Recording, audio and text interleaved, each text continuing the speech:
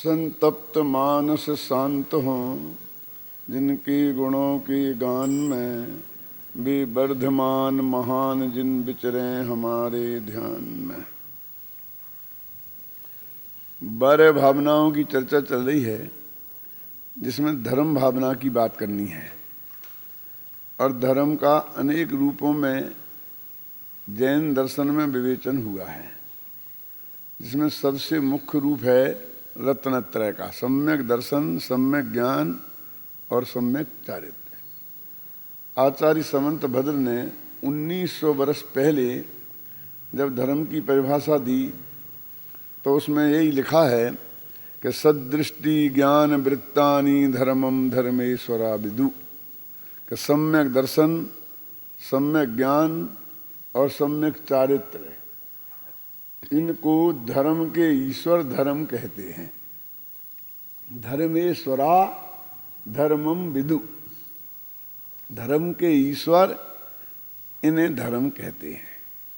यदि ये प्रत्यनीकानी, और यदि ये उल्टे हो जाएं, माने सम्यक दर्शन का मिथ्या दर्शन हो जाए, सम्यक ज्ञान का मिथ्या ज्ञान हो जाए, और सम्यक चारित्र का मिथ्या चारित्र हो जाए, तो यदि ये प्रत्यनीकानी, यदि ये उल्टे हो जाएं तो भवंती भव पद्धति, तो ये संसार को बढ़ाने वाले होते हैं।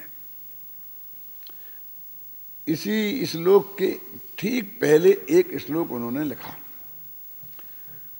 और उसमें एक प्रतिज्ञा वाक्य है उनका, देशयामि समीचीनम धर्मम कर्म निवर्यणम। क्या? देशयामि समीचीनम धर्मम, मैं उस सच्चे धर्म को कहूंगा। देशयामि माने कहूंगा, उपदेश दूंगा। देशयामि समीचीनम धर्मम, मैं उस सच्चे धर्म की बात करूंगा।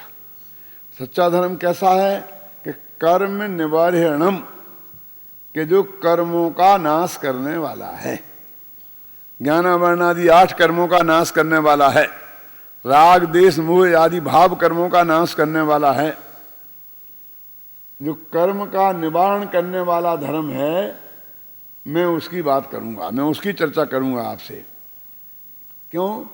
कि देशयामि समीचीनम धर्मम कर्म निवारणम संसार दुखता सत्वान यो धरत्युत्तमे सुखे, कि जो धर्म संसार के दुखों से निकालकर इस जीव को उत्तम सुख में पहुंचा दे। यो धरति उत्तमे सुखे, जो उत्तम सुख में पहुंचा दे। उत्तम सुख माने मुक्ति का सुख, अतीन्द्रिय आनंद, जो अरहंत सिद्ध भगवान को प्राप्त है। ऐसे आनंद में जो पहुंचा दे, मैं ऐसे धर्म की बात तुमसे कहूंगा। और उसी के अगले श्लोक में उन्होंने ये लिखा है कि सदृष्टि ज्ञान वृत्तानि धर्मम धर्मेश्वरा वितु। उनने जो प्रतिज्ञा की थी कि जो संसार समुद्र से पार तेरे को कर दे, मैं उस धर्म की बात करूंगा। तो सम्यक दर्शन, सम्यक ज्ञान और सम्यक चारित्र ऐसे ही धर्म हैं कि जो हमें संसार समुद्र से पार उतार दें। उन्होंने वो धर्म की चर्चा कर दी। और इसी की टीका पंडित सदाशिव दास जी ने लिखी आज से 100, 125, 150 वर्ष पहले। तो उन्होंने इस श्लोक के अर्थ में ये बार बार लिखा कि ये धर्म उपवास करने से नहीं होगा, तीर्थ यात्रा करने से नहीं होगा, भक्ति करने से नहीं होगा, दान देने से नहीं होगा। ये बहुत बातें, लंबी चौड़ी बातें उन्होंने कम से कम अनेक पेजों में वहां पर एक खुलासा किया कि ये धर्म नहीं है। धर्म तो कोई और चीज है। गुजराती के एक कवि ने तो ऐसा लिखा है कि धर्म न बाड़ी नी पेजे, धर्म न हाटे बिकाए, धर्म विवेके नी पेजे, जे समझें ते थाय। क्या अर्थ है इसका? यद्यपि गुजराती में है लेकिन सरल है, हिंदी वाले भी समझ सकते हैं कि धर्म न बाड़ी नीपजे, धर्म किसी खेत में पैदा नहीं होता। बाड़ी माने जिस खेत पर चारों तरफ बाड़ लगी है ना, कोई पशु पक्षी उसमें खेत में नुकसान पहुंचाने खाने पीने नहीं आ सकते हैं, घास समझकर अनाज को की पैदावार को खाने नहीं आ सकते, उसे बोलते बाड़ी। कि धर्म न बाड़ी नीपजे, धर्म ऐसी चीज नहीं है जिसे खेत में पैदा हो, गेहूं चना जैसी। और धर्म न हाटे बिकाए, और धर्म कोई बाजार में बिकने वाली चीज नहीं है कि जब हम मोल लेके पैसा दे के लेके आ जाएं। धर्म न हाटे बिकाए, और धर्म विवेके नीपजे, धर्म तो विवेक में पैदा होता है।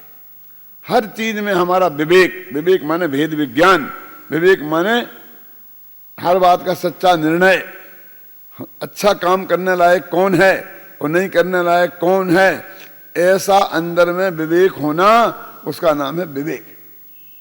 तो धर्म विवेके नीपजे, धर्म तो विवेक में पैदा होता है, भेद विज्ञान में पैदा होता है। जैन दर्शन तो कहता है ना, भेद विज्ञानतः सिद्धा, सिद्धा ये किल केचना, अस्सई भाव तो बद्धा, बद्धा ये किल केचना। आज तक जितने जीव हैं वो भेद विज्ञान के बल से सिद्ध हुए हैं, और आज तक जीव जो संसार में रखड़ रहे हैं वो भेद विज्ञान के अभाव से ही रखड़ रहे हैं। तो इसलिए वो कहते हैं कि धर्म कोई ऐसी चीज नहीं है, धर्म तो विवेक में उत्पन्न होने वाली चीज है। और मार्मिक बात, असली अंतिम बात कि जे समझें ते थाए, जो इस आत्मा को समझ लेंगे वे धर्मात्मा हो जाएंगे। क्या? जे समझें ते थाए, धर्म को जो समझेंगे वे धर्मात्मा हो जाएंगे। माने रत्नत्रय धर्म को जो समझेंगे, और रत्नत्रय धर्म कैसे पैदा होता है, किसके आश्रय से पैदा होता है ना? तो रत्नत्रय भगवान आत्मा के आश्रय से पैदा होता है। तो अपने आत्मा को समझ लेंगे, तो जो समझ लेंगे वे धर्मात्मा हो जाएंगे, जो नहीं समझेंगे वे धर्मात्मा नहीं होंगे।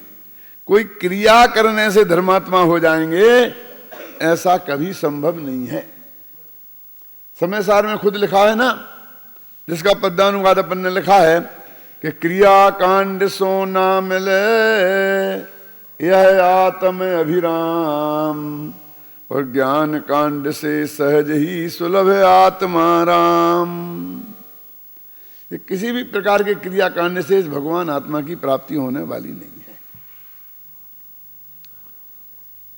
आत्मा की प्राप्ति तो आत्मा के समझने से होगी, आत्मा में अपनापन होने से होगी, आत्मा का ध्यान करने से होगी, और कोई उपाय इस जगत में नहीं है। जरा मैं आपसे ही पूछता हूं कि आपको अपने बेटे को मेडिकल कॉलेज में भर्ती कराना है, तो उसका क्या उपाय है? हमें अपने बेटे को मेडिकल कॉलेज में भर्ती कराना है, तो मेडिकल में भर्ती होने के पहले एक प्री मेडिकल एग्जाम होता है। प्री मेडिकल होती है परीक्षा, कि मेडिकल में प्रवेश पाने के लिए एक प्रवेश परीक्षा होती है। तो उस प्रवेश परीक्षा में उत्तीर्ण होएंगे तो मेडिकल कॉलेज में भर्ती होंगे ना। और प्रवेश परीक्षा में प्रवेश करने का मौका कब मिलेंगे? तो जो 12वीं क्लास तक जो भी हो आपके साइंस बायोलॉजी वगैरह लेकर के होंगे तभी मिलेगी। और 12वीं क्लास की साइंस बायोलॉजी कब मिलेगी? जब 11वीं पास होंगे। और 11वीं में कब प्रवेश मिलेगा? जब 10वीं पास होंगे। क्यों? एक सुनिश्चित प्रक्रिया है कि नहीं है? अब मैं आपसे बोलता हूं कि आपका बच्चा तो 8वीं क्लास में फेल हो गया, फिर 9वीं में फेल हो गया, फिर मेडिकल में तो बैठ ही नहीं पाया, प्री मेडिकल में। अब उस लड़के को हमें मेडिकल कॉलेज में भर्ती कराना है, मेडिकल कॉलेज में भर्ती कराना है उस बेटे को, तो कितने दफे नमोकार महामंत्र का जाप करें? एक बार 1,00,000 बार नमोकार मंत्र का जाप करेंगे तो बेटा मेडिकल कॉलेज में भर्ती हो जाएगा कि नहीं? बोलो कोमल चंद जी। अच्छा 10 उपवास करेंगे तो हो जाएगा ना? 10 उपवास करेंगे, खाना नहीं खाएंगे तो मेडिकल कॉलेज में भर्ती हो जाएगा? इतने तीर्थों की यात्रा करेंगे तो हो जाएगा? कितने का दान देंगे तो हो जाएगा? उस डोनेशन की बात नहीं कह रहा हूं मैं, जो घूस के नाम पर जो डोनेशन लिया जाता है उसकी बात नहीं कह रहा हूं मैं। है कोई ऐसा उपाय कि एक ही उपाय है कि तुम सारी परीक्षाओं में अच्छे नंबरों से पास होते जाओ और प्री मेडिकल टेस्ट में अच्छे नंबरों से पास हो, तो एक ही उपाय है और कोई दूसरा उपाय नहीं है। उपवास करना, नमोकार मंत्र का जाप करना, ये कोई उपाय नहीं है, है ना? लोक में हो तो बता दो, धर्म के क्षेत्र में ना हो कैसा? जैसे मेडिकल कॉलेज में भर्ती होने के लिए जो आवश्यक एक योग्यता होती ना, जब तक वो क्वालिफिकेशन हम में नहीं हो तब तक हम उसमें मेडिकल कॉलेज में भर्ती नहीं हो सकते हैं। तो जब तक इसमें भी एक क्वालिफिकेशन है ना, क्यों कि अपने आत्मा को जानना पहचानना, एक क्वालिफिकेशन जब तक नहीं होगी तुम 1 लाख उपवास करो तो भी आत्मधर्म होने वाला नहीं है। उपनिषदों में एक कहानी आती है, बहुत ही मार्मिक कहानी है कि एक ऋषि थे जो वैदिक संस्कृति है उसमें जितने साधु संत होते थे वे अपना आश्रम खोलते थे और उसमें गुरुजी सब विद्यार्थियों को पढ़ाते थे। वो गुरुजी की पत्नी भी होती थी, उनके पुत्र भी होते थे। माने वो एक तरीके से ऐसे ही गुरुजी थे जैसे आपके विद्यालय के आपके गुरुजी लोग हैं। तो संत थे, उनका जीवन बहुत पवित्र था, शुद्ध सात्विक, उसके आधार पर ही वो ऋषि कहलाते थे। जैन दर्शन में तो ऐसा नहीं है। जैन दर्शन में तो नग्न दिगंबर सत्य साधन गुणस्थान में झूठने वाले संत गुरु कहलाते हैं और ये तो सब विद्या गुरु कहलाते हैं। तो उन ऋषि के खुद का एक सुपुत्र था और वो पढ़ने में किसी तरह मन नहीं लगाता था, इसलिए कोई भी उसने शिक्षा अर्जित नहीं कर पाई थी। उस गुरु के सैकड़ों शिष्य गुरु जैसे ही विद्वान बन के निकल गए थे उसके आंखों के सामने, लेकिन वो कुछ नहीं पढ़ पाया। गुरुजी ने बहुत समझाया, उनके पिताजी ने, लेकिन उसकी समझ में कुछ नहीं आई। तो एक दिन उसके पिता को बहुत गुस्सा आया तो उसने पीटना शुरू कर दिया। ऐसा नहीं, उसने अपने बेटे को बुला के कहा कि बेटा तू गाय तो है नहीं, ये ऐसा लिखा है, वो वही शब्द मैं बोल रहा हूं, आपको संस्कृत में मैंने पढ़े हैं, वह सब आपको हिंदी में करके बता रहा हूं कि तू गाय तो है नहीं जो तू दूध देगा, तू बैल तो है नहीं जो खेत में जोतने के काम आएगा, तू घोड़ा तो है नहीं जो सवारी के काम आएगा, तू शूद्र तो है नहीं जो दूसरों की सेवा करेगा, तू बनिया तो है नहीं जो तराजू तोल करके कमा के खा लेगा, तू कोई क्षत्रिय तो है नहीं जो युद्ध के मैदान में जाकर लड़ेगा सिपाही बन के। अरे तू तो ब्राह्मण का बेटा है और यदि तूने विद्या अर्जित नहीं की तो भीख मांगेगा, भीख। ऐसे बहुत कठोर शब्द उन्होंने अपने बेटे से कहे सबके सामने। तो वो इतना अपमानित हुआ, उसे इतना अपमान फीलिंग हुआ अंदर में कि उसने वही प्रतिज्ञा की, चोटी की गांठ खोल के, कि इस चोटी में गांठ तब लगाऊंगा और हे पिताजी आपकी शक्ल तब देखूंगा जब मैं आप जैसा विद्वान बन के आऊंगा। और गुस्से में अपने पिताजी के घर छोड़ के भाग गया। बस क्या प्रतिज्ञा करके गया कि अपनी शक्ल तुम्हें तब दिखाऊंगा जब मैं तुम जैसा विद्वान बन जाऊंगा। भाग गया। मालूम सबसे पहली गलती क्या की उसने कि जिस गुरु के पास तत्व ज्ञान की बात सीखने के लिए हजारों मील से लोग आते हैं, ऐसा गुरु उसे घर में ही सहज भाव से उपलब्ध था। पिताई, ये कोई साधारण बात है? क्यों कि ऐसा गुरु उसके घर में ही मौजूद था, उसका पिता स्वयं, और कुछ नहीं पड़ा। यानी इससे बढ़िया निमित्त और क्या हो सकता था? लेकिन उसकी बुद्धि पर ऐसे पत्थर पड़े कि जब पढ़ने का हृदय में संकल्प लिया, विकल्प आया, तो उस निमित्त से दूर भाग गया। और ये कोई असंभव बात नहीं है। ये आजकल ऐसा नहीं होता है। हम अभी तुमको डांट दें, फटकार दें और कहें तुमको निकाल बाहर करेंगे, तुम नालायक हो, पढ़ते नहीं हो, तुम समझते क्या हो, और जरा दो चार भागें तो गुस्से में आकर भाग जाते हैं। तुम जैसे बहुत पंडित देखे, मैं तुम जैसा विद्वान बन के नहीं दिखाऊंगा, तुम्हारे सामने मोर्चा नहीं खोलूं तो तुम समझते क्या हो? क्यों? अब मोर्चा खोल के सामने तैयार हो जाते कि नहीं हो जाते? तो ऐसा उसने भी किया कि मैं ऐसा बनूंगा कि तुम जैसा विद्वान बन के आऊंगा जब तुम्हें शकल दिखाऊंगा। खैर यहां तक तो कोई बात नहीं थी। फिर वो गंगा जी के किनारे गए और ध्यान में बैठ गए, खाना माना छोड़ दिया और एक प्रतिज्ञा कर ली कि जब तक मैं विद्वान नहीं बन जाऊंगा तब तक खाना नहीं खाऊंगा। वहां गजब हो गया। जो बात मूर्खता वहां की थी ना कि पिताजी को शकल तब दिखाऊंगा जब विद्वान बन के आऊंगा, तो वो तो कदाचित हो भी जाता। लेकिन दूसरी प्रतिज्ञा तो और गजब की ले ली। क्या? कि खाना तब खाऊंगा जब विद्वान बन जाऊंगा। कोई विद्वान बनना एक दिन का काम है? इसमें तो बरसों लग सकते हैं ना। उपवास, बहुत इंद्र का आसन कंप गया उसकी तपश्चर्या को देखकर। तो इंद्र बेचारा आया, बहुत समझाया कि बेटा विद्वान बनने का तरीका ये नहीं है। विद्वान तो एक एक अक्षर पढ़ करके बना जाता है, एक एक शब्द रटना पड़ता है, एक एक शब्द की स्पेलिंग तैयार करनी पड़ती है, रामा रामू रामा कितनी रटाई करनी पड़ती है। ऐसे थोड़ी विद्वान बन जाते हैं। क्यों? लेकिन वो नहीं माना तो नहीं माना।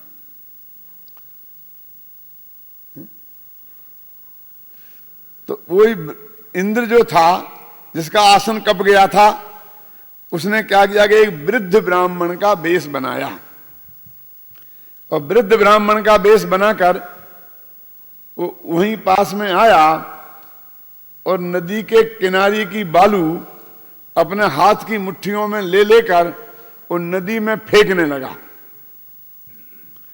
नदी में बहुत जोर का बहाव आ रहा था, तो जितनी मिट्टी वो नदी में फेंकता उतनी मिट्टी पानी में बह जाती। और वो अपने बैठा था, उपवास किए, ये मिट्टी फेंक रहा था, बहुत देर तक फेंकता रहा तो उससे नहीं रहा गया और बोला, ए बाबा, बुड्ढे बाबा क्या कर रहे हो? बोले, गंगा जी का पुल बना रहा हूं। कि क्यों? कि उस पार जाना है। सफेद बाल, झुकी हुई कमर, साल दो साल भी जिंदा रहने का ठिकाना नहीं। क्यों? और गंगा जी पार करना है, और एक एक मुट्ठी बालू फेंक कर पुल बना रहा है। कब पुल बनेगा और कब ये गंगा जी पार होंगे? क्यों? तो बोले, मैं गंगा जी का पुल बना रहा हूं। तो उन्होंने कहा, गंगा जी पार करने का ये उपाय नहीं है, तुम एक मुट्ठी बालू फेंकते हो और वो पानी में बह जाती है। ऐसे पुल नहीं बनते हैं। पुल बनाने के लिए, सीमेंट कंक्रीट के लिए कितने कितने क्या क्या करना पड़ता है, तुम्हें क्या पता? तब वो बोला कि ठीक है, गंगा जी के पुल का पार तो ऐसे नहीं होते हैं, मुट्ठियों से रेत डालने से। तो भूखे रहने से विद्वान बनते होंगे। क्या कहा? कि मैं तो मूर्ख हूं। उसने कहा, अरे मूर्ख, तुम्हें क्या कर रहा है? ऐसे पुल नहीं बनता है। तो कहा, तू बुद्धिमान है, मैं तो मूर्ख हूं। अरे पढ़ने का क्या तरीका है तुझे मालूम? और उसे ख्याल में ये बात आई और उसने फिर जाकर किसी योग्य गुरु के शरण में गया और उसने एक एक अक्षर सीखा। ख्याल में आया ना, और वो विद्वान बना और अपने पिता से भी ज्यादा महान विद्वान बना। उन दोनों ऋषियों के नाम आते हैं, मेरे को अभी स्मृति में नहीं है, लेकिन उनने उसमें ये बता दिया कि ज्ञान प्राप्ति करने का ये उपाय नहीं है, उपवास उपाय नहीं है विद्वान बनने का। तो जैसे विद्वान बनने का उपाय उपवास नहीं है, ऐसे ही आत्मा के ज्ञान करने का उपाय भी उपवास नहीं है, तीर्थ यात्रा नहीं है, समझे ना, खाना पीना छोड़ना नहीं है, नवोकार महामंत्र का जाप नहीं है। मैं आपसे पूछता हूं कि कितने बार नवोकार मंत्र जपे तो मेडिकल कॉलेज में भर्ती हो जाके वो डॉक्टर बन जाए? है कोई उपाय ऐसा? नहीं है उपाय ना। लेकिन हम लोक में तो कहीं मूर्खता नहीं करते हैं, लोक में तो हम पूरी तरह से सावधान हैं, वहां तो कभी कोई गड़बड़ी हमने नहीं की। क्यों? लोक में हमने कभी ऐसी गलती नहीं की कि बेटे को मेडिकल कॉलेज में भर्ती कराने के लिए नवोकार मंत्र का जाप नहीं कराया, और कह दिया हो तो कराना शुरू भी कर दिया हो, लेकिन असली काम उन प्रोफेसरों के पास जाना, परीक्षा देना, मेडिकल को उसमें बैठना, वो काम भी बराबर कोशिश चालू रखते हैं। क्योंकि पक्का भरोसा होता तो अकेले नवोकार मंत्र के भरोसे बैठे रहते, तब हम जानते। क्यों? बेटा बीमार हो जाए तो हम भगवान की भक्ति करते हैं, नवोकार मंत्र पढ़ते हैं, लेकिन नवोकार मंत्र भी पढ़ते रहते हैं और डॉक्टर के पास भी जाते रहते हैं। क्यों? अंग्रेजी दवाइयां भी खाते रहते हैं और होम्योपैथिक की गोलियां भी चट करते रहते हैं, और आयुर्वेद वाले से भी कुछ ना कुछ उपचार लेते रहते हैं, और झाड़ने फूकने वाले से भी। और आजकल तो ना मालूम बहुत बहुत हो गई, वो आ गए, कौन कौन आ गए हैं, क्या बोलते, एक कू प्रेशर एक कू पंचर, न मालूम कितने कितने आ गए हैं, और 6 इलाज एक साथ चलते हैं हमारे। डॉक्टर जी की गोलियां भी चलती हैं, होम्योपैथिक की पतली पतली गोलियां भी चलती हैं, आयुर्वेद की दवाइयां भी चलती हैं। क्यों? और साथ में एक्यूप्रेशर भी चलता है, और चुंबक चिकित्सा भी चलती है, जिससे हो जाए भगवान का ठीक है। और फिर जाके किसी देवता के नारियल माथा भी फोड़ के आ जाते हैं, महावीर जी के भी चक्कर आ जाते हैं, पदमपुरा के भूत भी भगा आते हैं। क्यों? सारे उपाय एक साथ कर लेते हैं। धर्म कहता है भाई, धर्म न बाड़ी नीप जे, धर्म न हाथे बिकाए, और धर्म विवेके नीप जे समझे ते थाए। क्या? जो समझेगा आत्मा को वो धर्मात्मा हो जाएगा। धर्मात्मा होने का उपाय कोई बाहरी क्रियाकांड नहीं है, बिरतुब्बास नहीं है, पाठ नहीं है, किसी गुरु की कृपा नहीं है। क्या है? कि अपने आत्मा को जानना। इसलिए मैंने लिखा है, देखो पहली पंक्तियों में ही, निज आत्मा को जानना पहचानना ही धर्म है, निज आत्मा की साधना आराधना ही धर्म है, शुद्धात्मा की साधना आराधना का मर्म है, और निज आत्मा की ओर बढ़ती भावना ही धर्म है। कैसी धर्म क्या है? कि निज आत्मा को जानना पहचानना ही धर्म है। बस अपने आत्मा को जानो, ये धर्म है। तो जानना भी अपने को है, और जानेंगे भी अपन स्वयं। कि दूसरे को जाने के नहीं जानेंगे, जानो तो बहुत बढ़िया, और नहीं जानो तो उससे भी बढ़िया। न पर को जानना धर्म है, न पर को नहीं जानना धर्म है। जानने में आ जाए तो कोई ऐतराज नहीं होना, जानने में नहीं आए तो कोई ऐतराज नहीं होना। क्या? सहज भाव से जो हो जाए, पर पदार्थ जानने में आ जाए तो कोई दिक्कत नहीं, और जानने में नहीं आए तो भी कोई दिक्कत नहीं, लेकिन अपना आत्मा जानने में अवश्य आना चाहिए। कहाँ? अपना आत्मा जानने में आना चाहिए। और जाने कौन? अड़ोसी पड़ोसी, गुरुजी, कौन जाने? कि जाने भी मैं ही, जानू भी मैं ही, और जानू भी मैं स्वयं को ही। निज आत्मा को जानना पहचानना ही धर्म है। क्या दूसरे को जानना वो धर्म नहीं है। वो जानने में आ जाए तो क्या करें, तो कोई दिक्कत नहीं है। जानने में आ जाए तो भी कोई दिक्कत नहीं है, और जानने में नहीं आए पर पदार्थ तो भी कोई दिक्कत नहीं है। लेकिन अपना भगवान आत्मा जानने में नहीं आया तो धर्म नहीं होगा, और अपना भगवान आत्मा जानने में आ गया तो धर्म हो जाएगा। लेकिन अकेला जानने में आने से नहीं होगा, साथ में ये मैं हूं ऐसा विश्वास भी होना चाहिए, ऐसी प्रतीति भी होना चाहिए, ऐसी पहचान भी होनी चाहिए, तो धर्म होगा। और उसी भगवान आत्मा का ध्यान भी होना चाहिए, उसी में भी जमना रमना चाहिए। ख्याल में आए ना, तब आत्मा का धर्म होगा, और वही सच्चा धर्म है, और वही उसका चिंतन करना ये वास्तविक धर्म भावना है। अब जिस रत्नत्रय धर्म का चिंतन करना धर्म भावना है, वो रत्नत्रय क्या है, वो सम्यक दर्शन क्या है, वो सम्यक ज्ञान क्या है, सम्यक चारित्र क्या है, इसकी चर्चा विस्तार से अपन कल करेंगे। ओम शांति शांति शांति।